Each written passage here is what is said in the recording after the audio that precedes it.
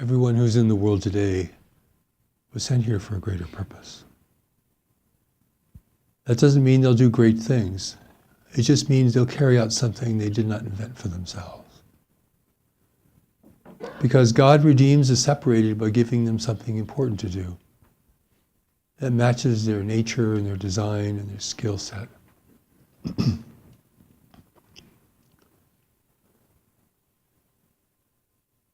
In order to do the thing that you were given to do, however, you need to be connected to the deeper knowledge within you, because only it knows what it is, how to find it, and what it means. To do what you were sent to do, then, requires that you begin to re-engage with the part of you, the deeper part of you, that is still connected to your source and to those who sent you into the world. It's a really clever scheme to re-engage you with the truth about who you are by giving you something important to do. Because the world is a place of doing. Where we have come from is a place of being. It's important to experience being while we're here, but it really is a place of doing.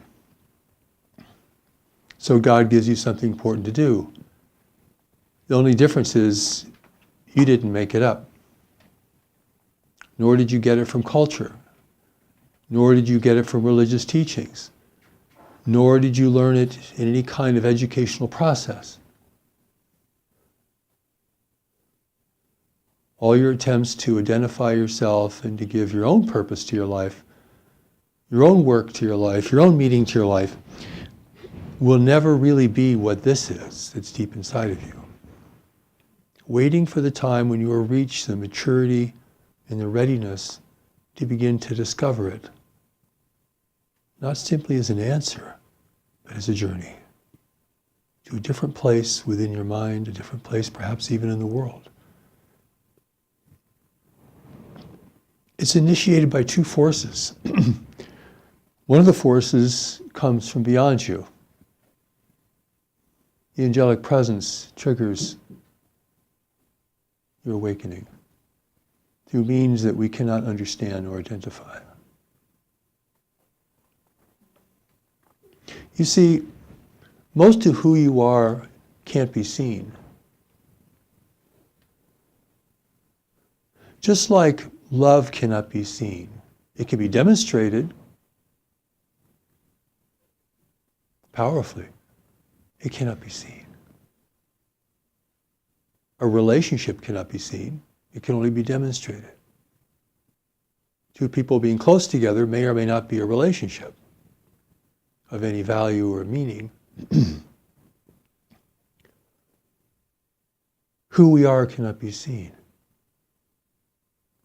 We live within this shell, this vehicle called our mind and our body, but we exist on another plane altogether. So the new message teaches us that though we live in separation and though we've come into form as individuals and we identify ourselves as individuals and we live within kind of an enclosed system of our own thoughts and beliefs and responses to life, the deeper part of us is still connected to our source. It never left. We're here as a wandering soul, wandering in the universe,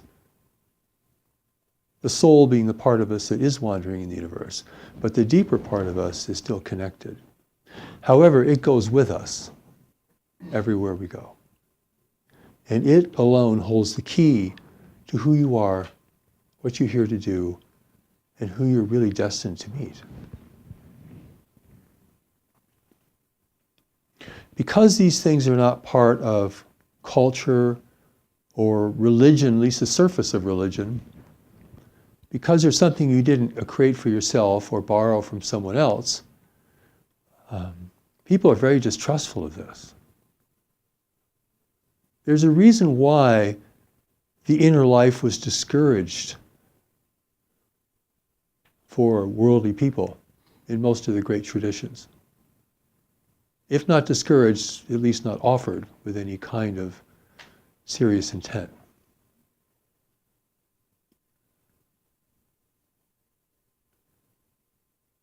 There's a reason why the way of knowledge was left out of the Quran and the Bible.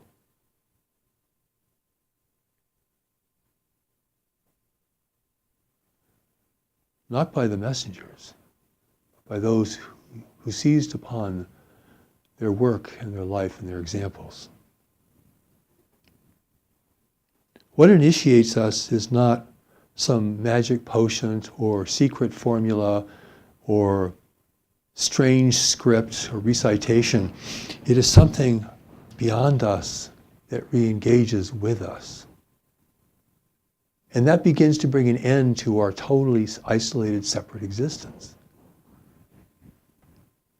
This is initiation, but it's not initiation into a higher level of ideology or a higher level of belief. It's to reinitiate us or to initiate us into a deeper relationship.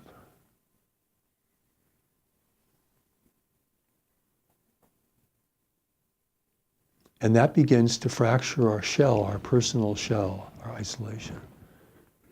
So confusing, it's not easy. My God. Many people just run away at the first sign of it. Try to reassert themselves, try to reestablish who they thought they were.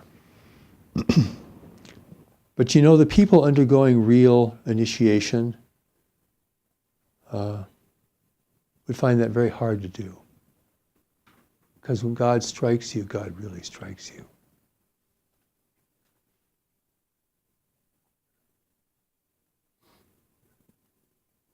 You see, the journey is not just giving over your power to God. I'm going to have God lead me in everything. God will produce miracles for me. God will open the way for me. That's spiritual welfare. God sent you there to get those things done. The things that you can't seem to figure out, but which live within you and have gone on this whole journey with you until such time, should you reach the level of maturity, honesty, and humility, that you may be able to discover these things. And that is when the rays of initiation will shine upon you. You don't have to be special or magnificent. Very ordinary, actually.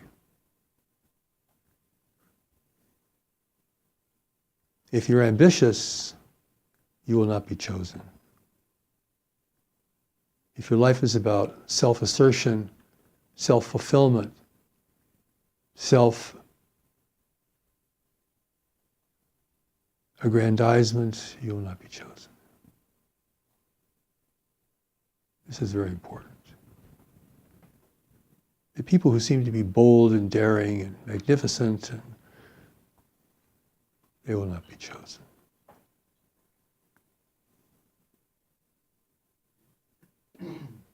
Heaven knows who is ready. Heaven knows who has a chance to be successful. Not a certainty, but a chance. If they can follow this journey that this initiation will set out for them, which takes them in a different direction, establishes a different foundation within them over time. After they've gone through a period of confusion and disassociation about what's happening, if they will follow that, then a greater certainty within them will begin to become apparent to them through demonstration.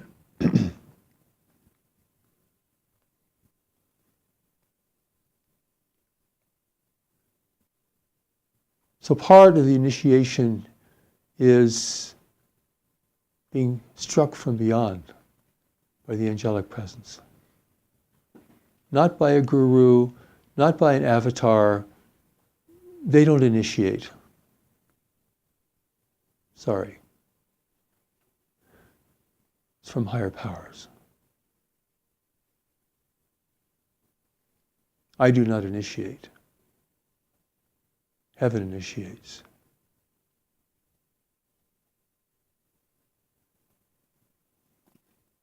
No ceremony will initiate you.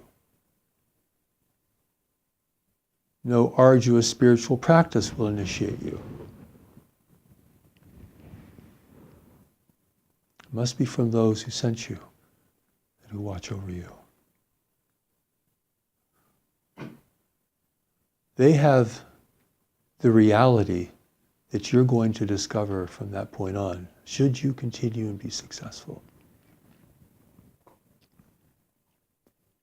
The other part of the initiation is knowledge within you, which responds and confirms what is happening to you.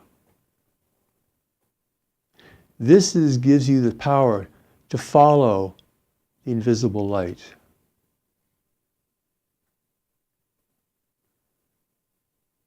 This is what discourages you from trying to establish your own philosophy or understanding or someone else's in order to explain this mysterious experience that you're having.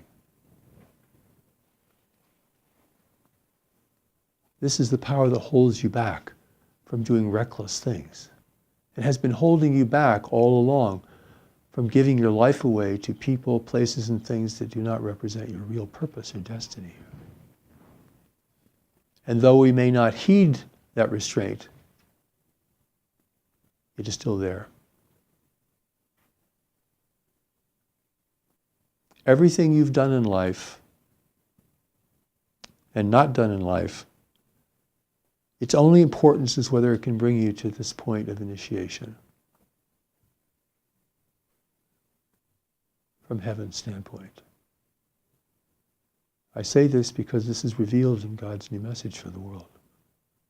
In great depth. And it also tells us the criteria for discerning the true person who's been initiated from one who only claims to be so. Who seizes upon this as an opportunity to assert themselves or to establish themselves in the world for their own personal gain.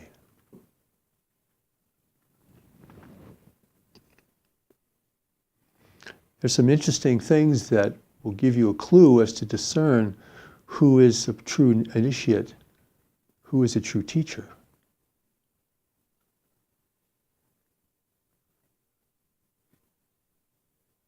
Who represents the will of heaven and who represents themselves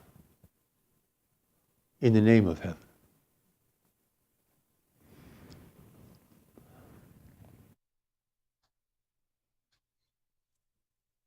In life, there's the true physician and then there is the false physician. There's the true artist and the false artist. There is the true servant and then there is the untrue servant. Every role of any value has both the true and the false that are manifest in our world. And false just doesn't mean cunning or deceitful. It can simply just mean ignorant.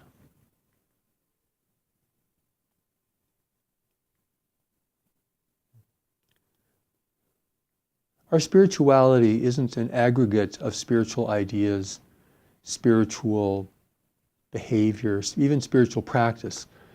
It's the reinitiation of a core relationship that we have with our source and those who sent us. It is the return to relationship. What else could end separation but the return to relationship?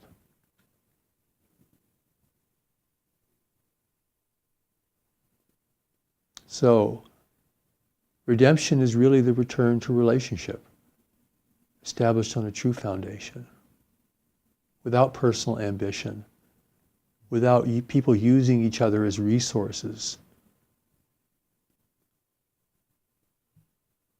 A natural and purposeful engagement. It's not focused on personal fulfillment, but ultimately on service in the world. Service to others, service to life.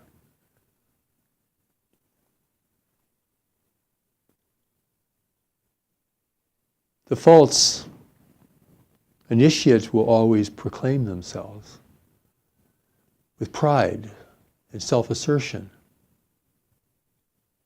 They will claim a greater association. They will claim that they speak the words of divine power and significance, and that they have passed through many levels and stages to be where they are.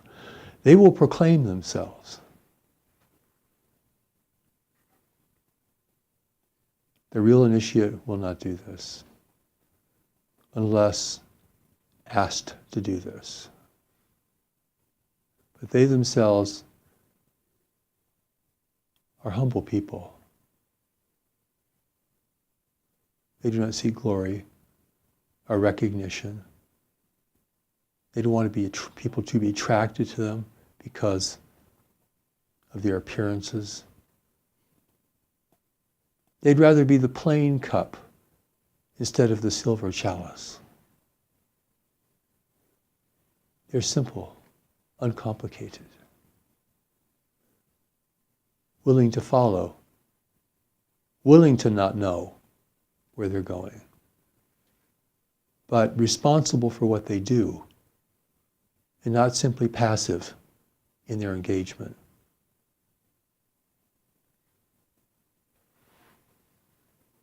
Everybody wants to be special in this life until they see that they're here for another purpose. And spirituality gives people tremendous opportunity to assert themselves as being special, as being experts on the divine.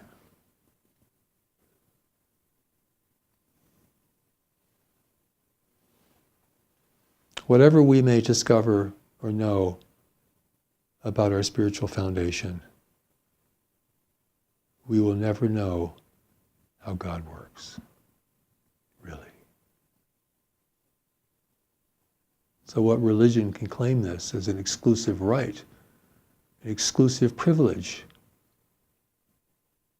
in a universe of 1 billion races and more with countless religion, who has a religion that's the one religion?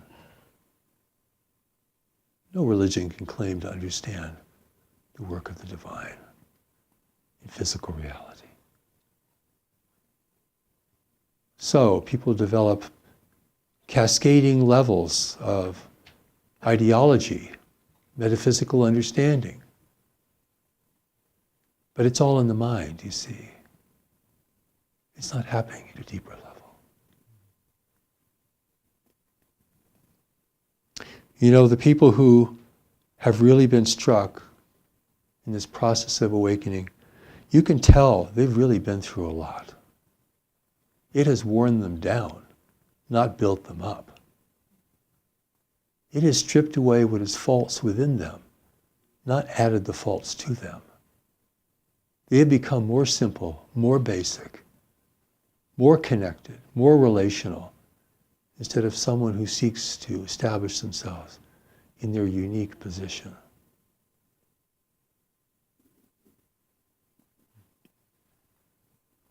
They do not speak with pride.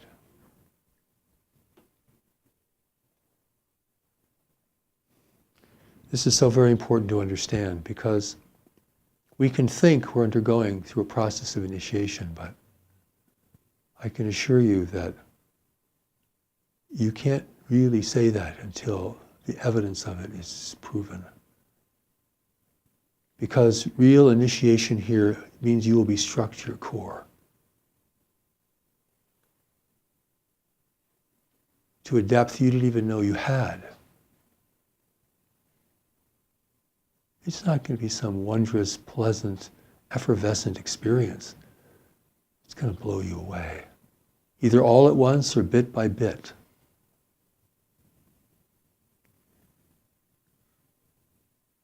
That's how powerful this is. No person has this power. There are gifted teachers.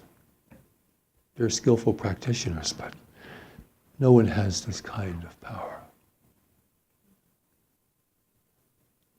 So the true respondent then learns to become ever more humble, and yet gains greater strength while they do so, greater competence, greater responsibility for their life and affairs. They realize that God is not going to take care of everything for them, as if they're some wandering child. God will lift them up, but only in a certain way, only within the context of relationship. The true respondent will always feel like whatever they may discover, whatever truth they may come upon, whatever skill they may develop, is only because of the sacred relationship they're in. It is the relationship that now becomes significant, not the person. So the new message teaches there are no great individuals, there are only great relationships. I had to sit with that for about a decade to see if I could fathom that. Not by trying to understand it, but by walking around it and being with it. See, greater truth is never understandable in the moment. That's the shallow stuff. The big stuff you have to live with and walk around it frequently because it's bigger than you are.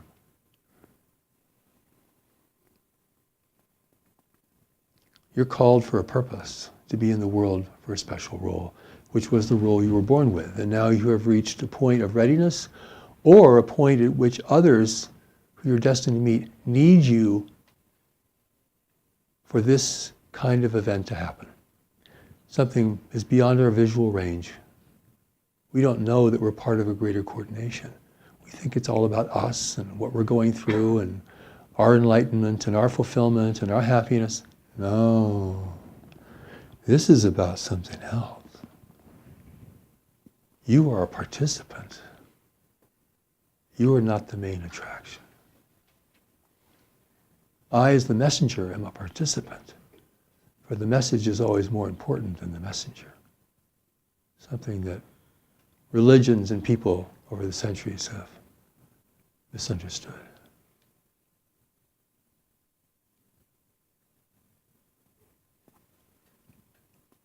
So the messengers are worshipped and their message is forgotten.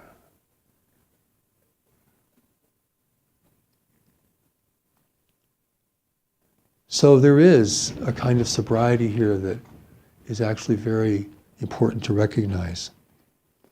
And you will realize that something big is happening in your life, even in the initial phases of it emerging.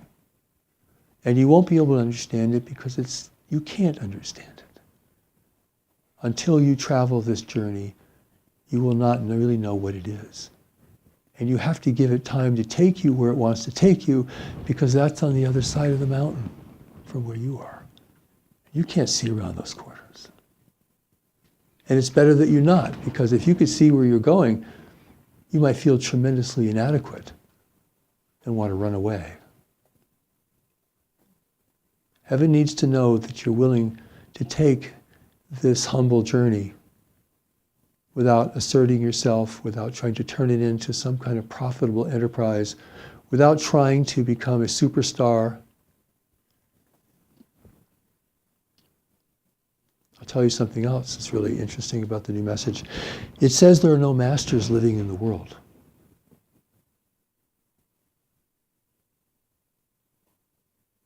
So what is mastery?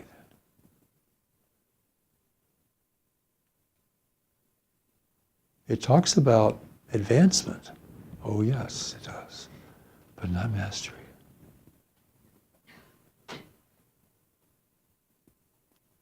Everyone who's still in physical life is still a student of life at this level, even if they become a great teacher.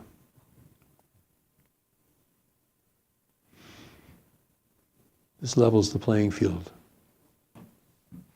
and begins to create an alternative to the false assertions and the mistruths that abound everywhere.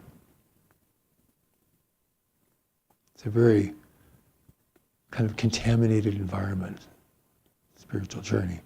So what I'm telling you here today can help you discern the true from the false.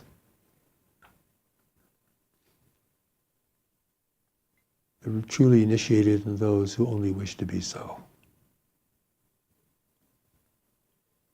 And within yourself, it becomes a measure of trying to understand what's going on in you.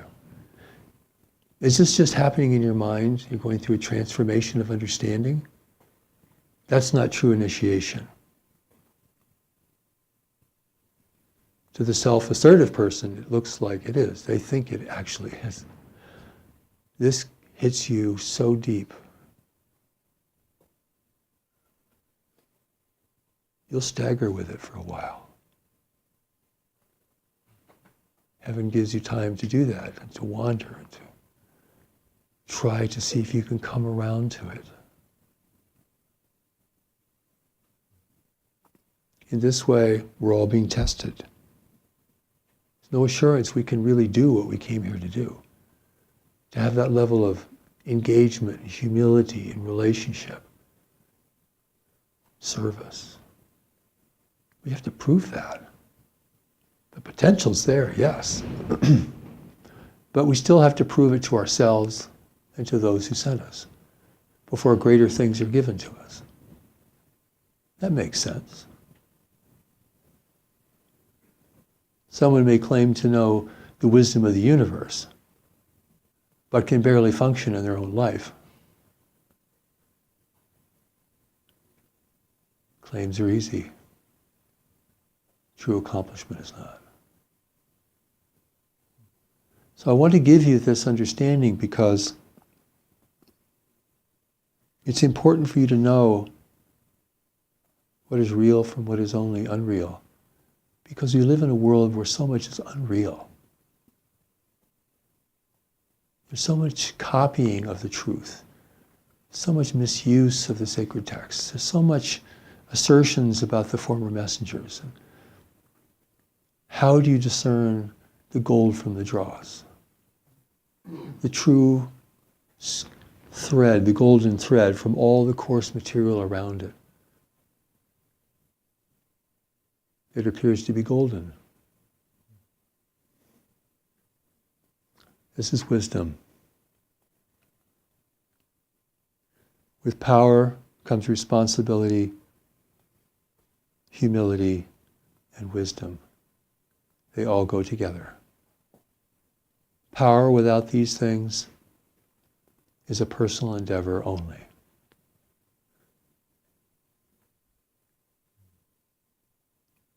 There's a greater gift awaiting you, and if you are beginning to feel the stirring of its emergence, then allow this to happen. Do not define it. Do not go to your friends asking for explanation. Let it happen. It might be scary only because it's powerful, but it's entirely good if it be real. And how do you know if it's real? Because knowledge within you will allow it to happen.